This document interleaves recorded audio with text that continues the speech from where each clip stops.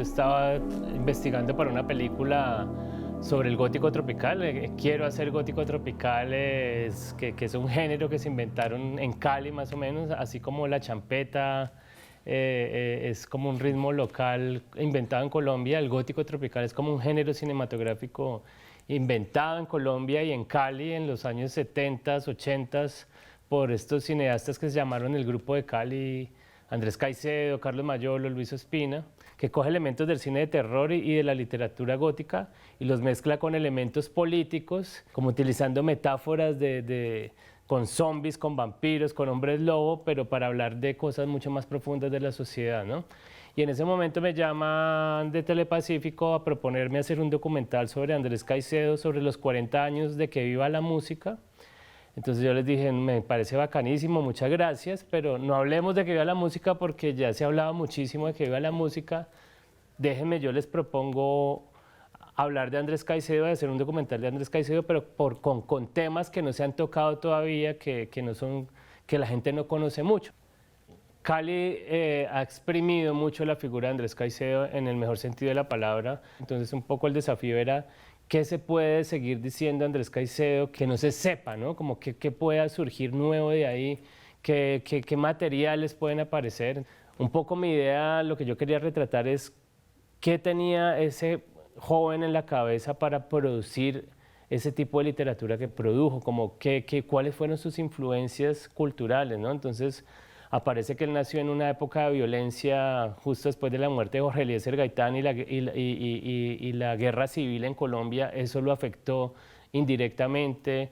El hecho de que hubiera tenido dos hermanos hombres que murieron, su amor por la literatura gótica, por el cine de terror, y cómo todas estas cosas se van conectando como fantasma tras fantasma, episodio de muerte tras episodio de muerte, y una condición psiquiátrica o psicológica de él que en ese momento no se podía leer, que los psiquiatras no estaban preparados, habían pocos psiquiatras.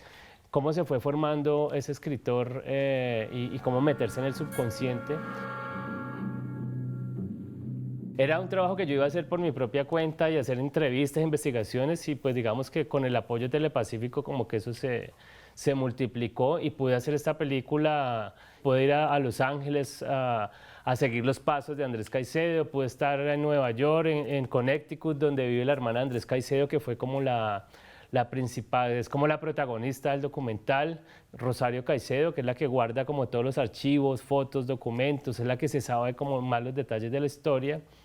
Y pude entrevistar como en detalle, que siempre lo había querido hacer, pero no había tenido una disculpa, de hacerle una entrevista larga a Luis Ospina, por ejemplo, antes de morir, a Guillermo Lemos, que también murió el año pasado, que fue como las personas más cercanas a Andrés Caicedo en sus últimos momentos. Lastimosamente, pues Luis murió el año pasado. Sandro ahora se vuelve como el protector de ese tesoro junto con Rosario, su hermana.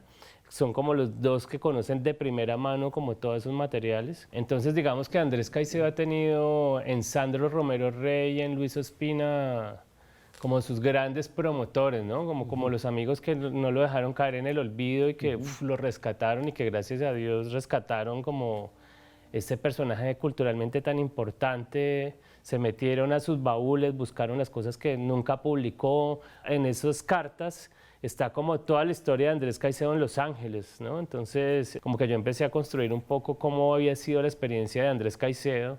Este loquito caleño, peladito, chiquitico, estaba en Los Ángeles buscando a Roger Corman, que era el más punk de todos, el productor, tratando de hacer cine de terror de serie B.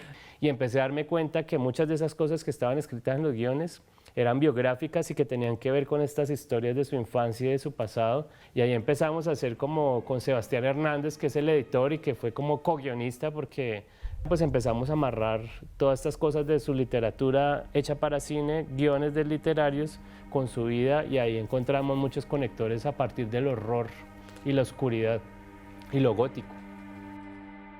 Este documental, Balada para Niños Muertos, inicialmente se iba a llamar Calibanismo. Cómo Luis Ospina, Sandro Romero Rey se han alimentado de la mejor manera de su amigo Andrés Caicedo para construir sus universos, ¿cierto? Después Mayolo y Sandro y Luis como que se retroalimentaron entre ellos. Después ellos fueron profesores y maestros de muchos de los cineastas caleños que se han alimentado de ese mundo de una de otra manera. Y es como si hubiera una cosa caníbal entre todos y como de caníbal y collage, ¿no? Hay como un collage, hay una cosa ahí que es muy poderosa en Cali y en el Valle. Todo esto iba a que en el documental hay muchos fragmentos de películas de Luis Ospina, de películas de Carlos Mayolo, de Cali Calabozo, que es la película mía. Yo uso muchas las imágenes de Cali Calabozo para recrear a Andrés, porque nosotros teníamos un actor que era muy parecido a Andrés Caicedo, Camilo Vega, entonces con él fue que hicimos como las recreaciones de puestas en escena de Andrés Caicedo para este documental. Y Balada para Niños Muertos es el nombre de un libro que él le quería poner, como compilar todos sus cuentos, todas sus historias para jóvenes y ponerle Balada para Niños Muertos. Era una idea que nunca concretó. Así como Cali Calabozo, que es la película anterior que hizo, era otro nombre posible que él tenía para una compilación de cuentos que tampoco nunca vio la luz porque él publicó, fue después de muerto. Digamos que cuando él estuvo vivo solo pudo publicar El Atravesado, que era un cuentico que le ayudó a publicar la mamá con dinero de la mamá, y que iba a la música que salió, y el día que él recibió ese ejemplar de su primera novela que iba a la música, ese día pues se suicidó. Siempre se ha relacionado a Andrés Caicedo con la salsa y con el rock, obviamente, porque están como intrínsecos en la cultura caleña, al menos en la cultura de su época, sobre todo el rock que se ha ido disolviendo un poco.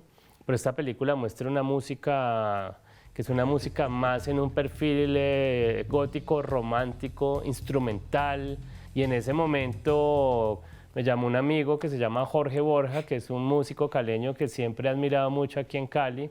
Él estaba en Barcelona estudiando música para cine, haciendo como una maestría de música para cine. Y tenía que hacer mi trabajo de grado con la Orquesta Sinfónica de Bratislava.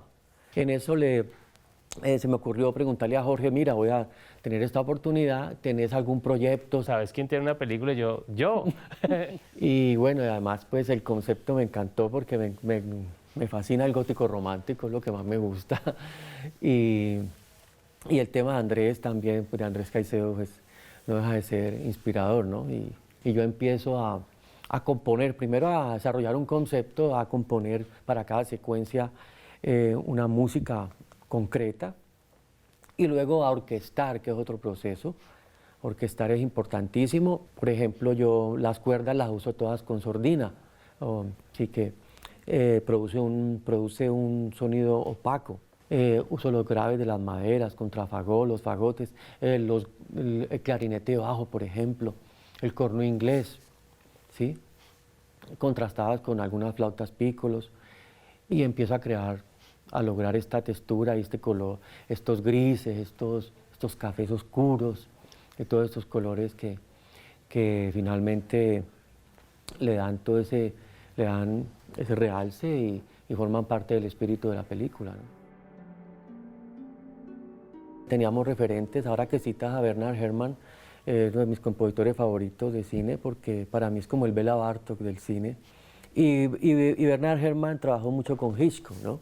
Era el consentido de Albert Hitchcock y lograba esas texturas cafeces, oscuras, y con las maderas, con esos graves.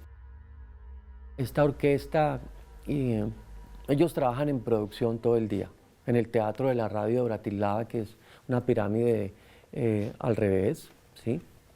Y es un auditorio inmenso. Allá se producen bandas sonoras de todas películas de Hollywood, de toda Europa, de La Cortina de Hierro, en fin. Cada vez en el cine se pierden más las fronteras entre la ficción y lo documental.